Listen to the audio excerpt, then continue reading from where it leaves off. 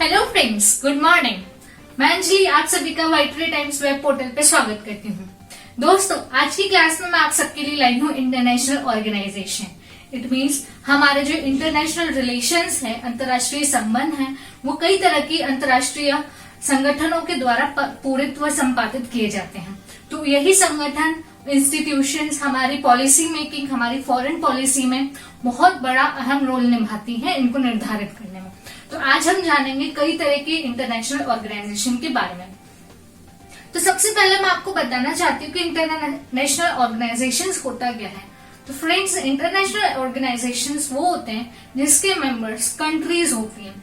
जैसे हम एक ग्रुप बनाते हैं जिसमें 2-4 लोग होते हैं, वो अपने विचार विमर्श रखते हैं और अपनी बात रखते हैं। उसी तरह इंटरनेशनल लेवल पर कई कंट्रीज अपने अपने इंटरेस्ट के हिसाब से, अपने अपने नेशनल पॉलिसीज के हिसाब से एक ग्रुप क्रिएट करती है। जैसे अगर कोई इकोनॉमिक कोऑपरेशन करना है, किसी को रिलीजियस कोऑपरेशन करना है, रीजनल कोऑपरेशन होते हैं, और कोई कोई इंपोर्ट्स और एक्सपोर्ट्स के बेसिस पे भी अपने अपने ग्रुप्स बना लेते हैं। तो ऐसे ही ये ऑर्गेनाइजेशंस का गठन किया जाता है। अब इसमें दो बात अहम होती है कि कोई कोई चीज शॉर्ट टर्म होती है, मतलब कुछ इनके जो ऑब्जेक्टिव्स होते हैं वो शॉर्ट टर्म होते हैं, तो उनको पाने के बाद वो खुद ही कोलैप्स हो जाती हैं। और कोई कोई ऑर्गेनाइजेशन ऐसे होते हैं जो लॉन्ग टर्म के लिए होते हैं। इट मीन्स वो अपने ऑब्जेक्टिव जो है वो डेवलपमेंट के थ्रू कई कई पॉलिसीज को इम्प्लीमेंट करना है, हर देश अपने देश में इम्प्लीमेंट करता है। तो इंटरनेशनल ऑर्गेनाइजेशंस कई तरह के होते हैं। आप बहुत कंफ्यूज भी होते होंगे, तो मैं आप सबके लिए बहुत हायरार्किकल बेसिस पे, it means from time period starting से कुछ चुनिंदा ऑर्गेनाइजेशंस लेकर आई हूँ। आशा करती हूँ कि आप सभी उसको समझेंगे। थोड़ा सा इंट्रोडक्शन मैं दूंगी, कब उनके किस स्थापना वर्ष के साथ, उनका संगठन कहाँ पर है, उनका हेडक्वार्टर कहाँ पर है, और वो थोड़ा सा क्या काम करते हैं इसके बारे में मैं बताऊंगी। तो शुरुआत जहां से मैंने बहुत पढ़ाया, किताबों में देख के सबसे पहले जो पाया है, पहले भी कई ऑर्गेनाइजेशंस थी, लेकिन हम देखा जाए तो सर्वप्रथम जो मैंने पाया है 1863 में रेड क्रॉस की स्थापना हुई थी। रेड क्रॉस आप सभी जानते हैं, आज हर जिले में एक रेड क्रॉस हॉस्पिटल है। आपने कभी जानने की कोशिश करी है, जो हॉस्पिटल में जो प्लस साइन है रेड कलर का, वो रेड क्रॉस की ही देन है। तो रेड क्रॉस जो 1863 में बनाया गया था, वो जो वार टाइम्स में, मतलब जब युद्ध समय होता था, युद्ध काल का समय, उसमें जो युद्ध सैनिक होते थे, उनके घायल हो जाते थे, उनकी दवा पट्टी करने के लिए रेड क्रॉस की स्थापना की गई थी। आज इसी को आगे बढ़ाते हुए हर जिले में आप अस्पताल के रूप में इसको देख रहे हैं। तो ये वार टाइम्स में पेशेंट्स के लिए और वार वॉरियर्स के लिए रखा गया था। 1963 के बाद आती है ना 1919 की बात। 1919 का समय जो था वो फर्स्ट वर्ल्ड वार का टाइम था। तो फर्स्ट वर्ल्ड वार के टाइम जो लेबर्स थे, वर्कर्स थे, उनको बहुत ज्यादा एक्सप्लॉयटेशन हुआ था। तो उस एक्सप्लॉयटेशन को कम करने के लिए, उस पर निगरानी रखने के लिए एक इंटरनेशनल लेबर ऑर्गेनाइजेशन बनाया गया था, जिसका जो हेडक्वार्टर है वो जेनेवा में है। वो 1919 में ही आपका लीग ऑफ नेशंस भी बना था, लेकिन वो बाद में चल के अपने ऑब्जेक्टिव्स को फलपूरित नहीं कर पाया था, इसलिए वो कोलैप्स हो गया था। 1990 के बाद 1923 में इंटरनेशनल पुलिस की स्थापना, इंटरपोल जिसको कहते हैं, उसकी स्थापना की गई थी। इट मीन्स हर स्टेट में, हर कंट्री में अपनी अपनी पुलिस है, लेकिन इंटरनेशनल लेवल पर देखा जाए तो आपके जो रूल्स है, लॉज है, वो कौन देख रहा है। कंट्रीज अगर कोई नेगोशिएशंस तोड़ती हैं, कोई ट्रीटीज का उल्लंघन करती हैं, तो कौन देखेगा, कौन उसकी निगरानी करेगा। इसके लिए इंटरपोल की स्थापना की गई थी, जिसका हेडक्वार्टर फ्रांस में है। आगे चलते हैं, 1925 में वर्ल्ड टूरिज्म ऑर्गेनाइजेशन की भी स्थापना की गई थी, जिसका जो हेडक्वार्टर वो मैड्रिड स्पेन में है। टूरिज्म, इट मीन्स टूरिज्म को प्रमोट करना, टूरिज्म में एम्प्लॉयमेंट को लेकर आना, क्योंकि 1925 का जो समय था वो फर्स्ट वर्ल्ड वॉर के बाद का समय था। तो हर चीज अपनी अपनी जगह पे वापस आ रही थी। तो टूरिज्म एक जो था वो रोजगार का बहुत बड़ा जरिया बन गया था। तो उसको प्रमोट करने के लिए वर्ल्ड टूरिज्म ऑर्गेनाइजेशन बना गया। नेक्स्ट 1926 की बात करते हैं तो कॉमनवेल्थ आप जानते हैं, कॉमनवेल्थ उसको कहा जाता है जब ब्रिटिश, जो कि बहुत बड़ी इंपीरियलिस्ट कंट्री थी, बहुत जगह उन्होंने कॉलोनीज बनाई थी, तो जिस जिस जगह, जिस जिस देशों में उसने अपनी कॉलोनीज बनाई थी, उनका समूह को उन्होंने नाम दिया था कॉमनवेल्थ। तो कॉमनवेल्थ का जो हेडक्वार्टर है ऑफ कोर्स लंदन, इंग्लैंड में है।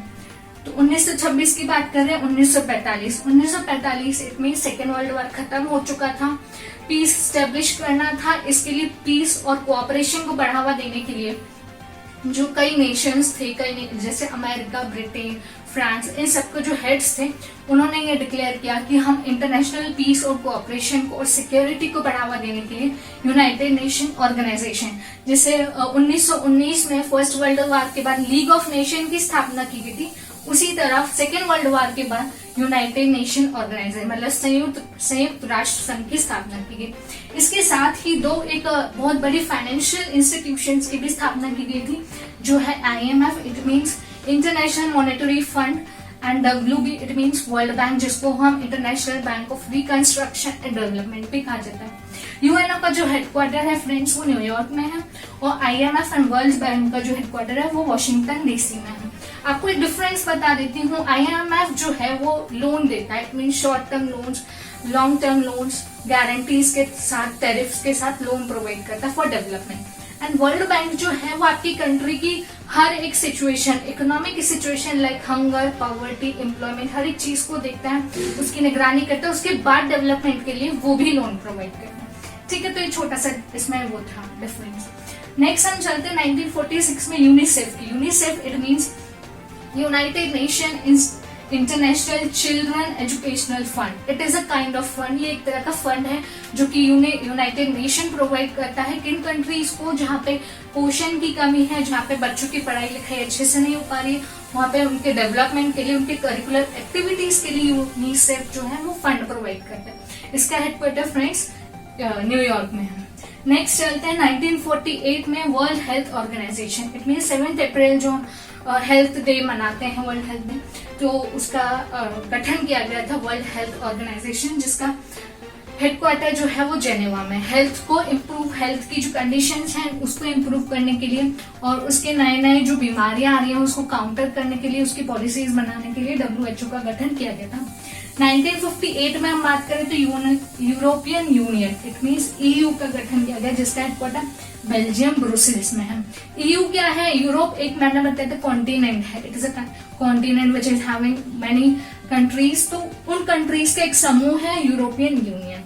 ठीक है, बात करें आगे चल के 1960 में ओपेक की स्थापना की गई थी। OPEC it means oil producing organization of petroleum exporting countries, it means petroleum export जो कंट्रीज करती हैं like Kuwait, Iran, Iraq, Saudi Arabia, उन कंट्रीज को उन्होंने अपना कोऑपरेशन बनाया, जिसका हेडक्वार्टर उन्होंने वियना इट मींस ऑस्ट्रिया में रखा गया। तो ये ऑयल के दामों को निर्धारित करते हैं और जो इंटरनेशनल लेवल पे उसकी जो पॉलिसीज मेकिंग है उस पर ध्यान देते हैं। बात करते हैं आगे चल के 1961 में वो नाम की स्टैब्लिशमेंट, नाम it means non alignment movement. ये बहुत गर्व की बात है कि इसकी स्थापना में हमारे पंडित जवाहरलाल नेहरू जो फॉर्मर प्राइम मिनिस्टर थे उनका बहुत बड़ा हाथ था। नाम इट मीन्स जो आफ्टर कोल्ड वॉर जो कंट्रीज दो भागों में बढ़ चुका, दो ब्लॉक्स में बढ़ चुका था, अमेरिका एंड सोवियत यूनियन, तो उससे अलग हटने के लिए कुछ कंट्रीज ने अपना एक ऑर्गेनाइजेशन या इंस्टीट्यूट बनाया। नाम it means non alignment movement, जिसका हेडक्वार्टर जो था वो काठमांडू में। बात करते हैं आगे चल के UNCTAD, UNCTAD it means United nation conference of trade and development. ये जो बात करते हैं ट्रेड की बात करते हैं, ट्रेड के साथ कैसे डेवलपमेंट अलग अलग कंट्रीज से हम किस तरह ट्रेड कर सकते हैं, ट्रेड की पॉलिसीज को कैसे मॉनिटर कर सकते हैं, उसके लिए इन्होंने बात करी थी। इसका हेडक्वार्टर जेनेवा में है। आगे चलते हैं एक वर्ष बाद 1966 में ADB जिसका हेडक्वार्टर मनीला में। ADB in the form Asian development bank. हमने UNO में बात की थी, वर्ल्ड बैंक की बात की थी, उसी तरह चाइनीज ने अपनी पॉलिसीज बना के एशिया के लिए, एशिया कॉन्टिनेंट के लिए एक एशियन डेवलपमेंट बैंक की घोषणा करी 1966 में। तो एशियन जो कंट्रीज है उसको लोन प्रोवाइड करना कम टैरिफ में, कम इंटरेस्ट में उनको लोन फॉर डेवलपमेंट। ठीक है, आगे चलते हैं 1967 में ASEAN it mean ASEAN, association of south east Asian nation. It mean south east Asia में जो कंट्रीज हैं, इंडोनेशिया, फिलीपींस, कंबोडिया, उनका एक कोऑपरेशन है ये आसियान। और ये रीजनल कोऑपरेशन है, इट मीन रीजन के बेसिस पर है। ये अपने रीजन्स की प्रॉब्लम्स, उनके ethnic problem, cultural problems, religious problem, economic liabilities को बढ़ाने के लिए ये एस्टेब्लिश किया गया था, जिसका हेडक्वार्टर उन्होंने जकार्ता में रखा। इसके बाद ही हमारे साउथ एशिया में भी कंट्रीज हैं, तो उन्होंने बात करी सार्क की, it means south Asian association of regional cooperation, जिसका हेडक्वार्टर जो है वो काठमांडू में है। ये बहुत, इसमें इंडिया भी इसका मेंबर है, पाकिस्तान भी है, लेकिन कुछ चंद वर्षों से, 2-3 वर्षों से इसके जो मीटिंग्स हैं वो नहीं हो पा रही है। इंडिया और पाकिस्तान की कॉन्फ्लिक्ट्स को लेकर के इसकी मीटिंग्स जो वो आगे नहीं बढ़ पा रही है। बात करते हैं 1996 से पहले 1995 में WTO का भी एस्टेब्लिशमेंट हुआ था, जो मैं इधर लिखना भूल गई हूँ। WTO it means World Trade Organization, जो कि ट्रेड के लिए बहुत बड़ी ऑर्गेनाइजेशन मानी जाती है, जिसको हम पहले गैट के नाम से भी जानते थे, GATT गैट। फिर उसके बाद 1995 में उसका नाम चेंज करके, उसका स्वरूप चेंज करके उसको WTO बोल दिया गया। 1996 में 2 ऑर्गेनाइजेशंस का गठन होता है, SCO और यूनेस्को। SCO जो है वो Shanghai Cooperation Organization, Shanghai it means जो चाइना के द्वारा बनाया गया है। कॉन्फ्रेंस है, मीटिंग्स होती है यहाँ पे फाइनेंशियल और इकोनॉमिक लिएबिलिटीज को बढ़ाने के लिए। और उसी समय 1996 में इसका हेडक्वार्टर जो वो बीजिंग में है, SCO का। 1996 में ही यूनेस्को का भी एस्टेब्लिशमेंट हुआ। यूनेस्को जो कि यूनाइटेड नेशन की एजेंसी है, जिसका फुल फॉर्म है United Nation Educational Science and Cultural Organization. It means यहाँ पे 3-4 चीजों पे फोकस होता है, एजुकेशनल, साइंस, कल्चरल ऑर्गेनाइजेशन। तो it means cultural point of view से जो वर्ल्ड हेरिटेजेस हैं, इंस्टीट्यूट्स हैं, कल्चर को इम्प्रूव करने के लिए, प्रमोट करने के लिए, साइंटिफिक कल्चर को प्रोवाइड करने के लिए यूनेस्को जो है वो काम करते हैं। यूनेस्को जो वो हेडक्वार्टर है वो पेरिस में है।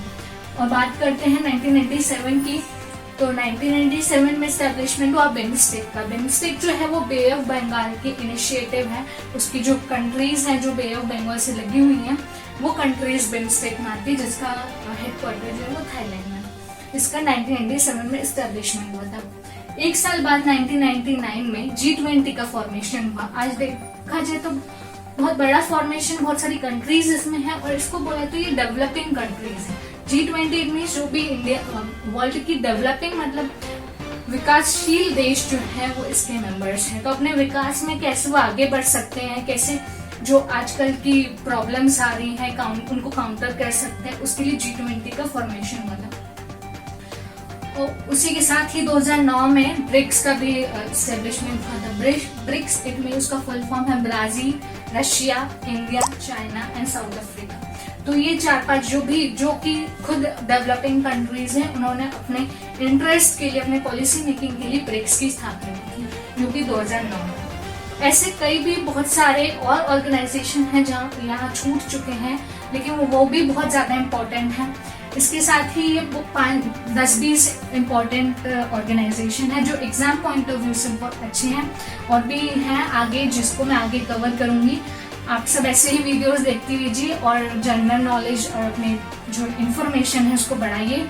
घर पे रहिए, स्वस्थ रहिए। अगर हमारी यह वीडियो आपको अच्छी लगी हो तो इस वीडियो को लाइक, शेयर और हमारे चैनल को सब्सक्राइब जरूर कीजिएगा। धन्यवाद।